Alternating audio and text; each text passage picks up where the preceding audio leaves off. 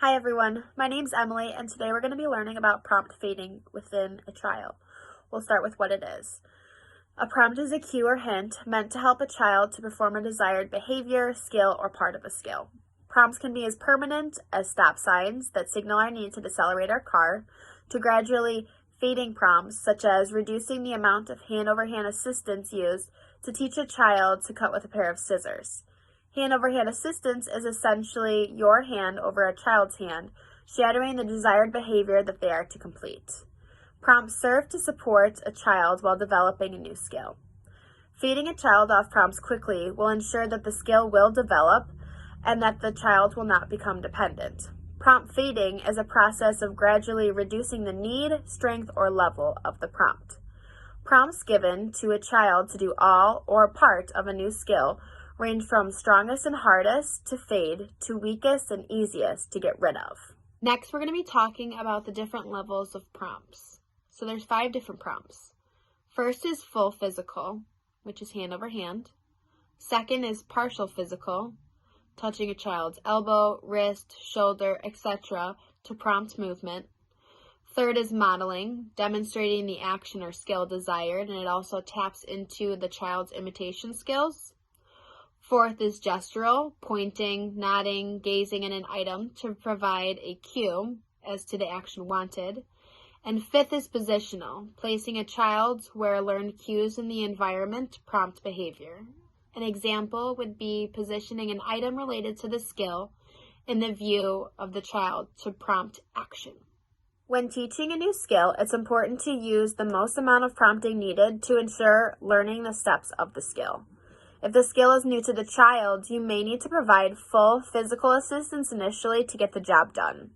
If the child can do part of the task already or uses a similar skill, you may find a visual prompt is enough to teach the next step. Helping too much sometimes can be a problem, so it's important to find the right balance. Here are 5 simple steps to remember for prompt fading. 1. Define the behavior. Define the behavior you want to prompt. 2. Identify suitable prompts. Choose a prompt that will reliably produce the behavior. 3. Prompt, reinforce, and fade. The reason for prompting the behavior is to reinforce it. With that being said, it's important to give the child time to respond. After presenting the prompt, you want to wait a few seconds before prompting again. The reason for waiting is to see if the child will attempt a correct response, as well as letting you know what prompt level to use. As the target behavior appears, begin to fade the prompt. 4. Monitor the results. It's important to know the child is progressing at a consistent rate. 5.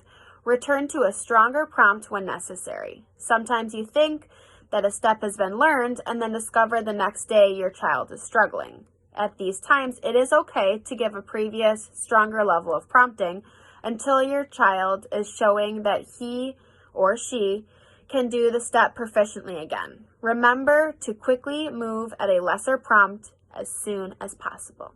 Last, here's an example of prompt fading within a trial. A block is placed while sitting at a table. The child is told, touch block.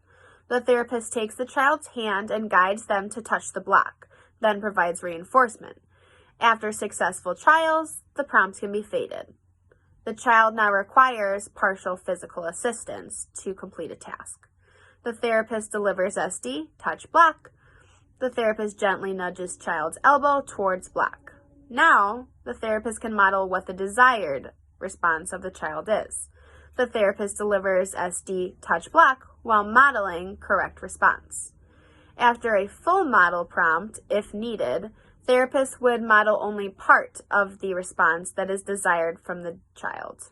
When SD is delivered, touch block, therapist reaches towards the block but does not touch the block. After successful trial, a gestural prompt would be next. SD is delivered, touch block, therapist would provide prompts such as pointing, nodding, or gazing at the block. The last prompt, if needed, would be a positional prompt. Therapist gives SD, touch block.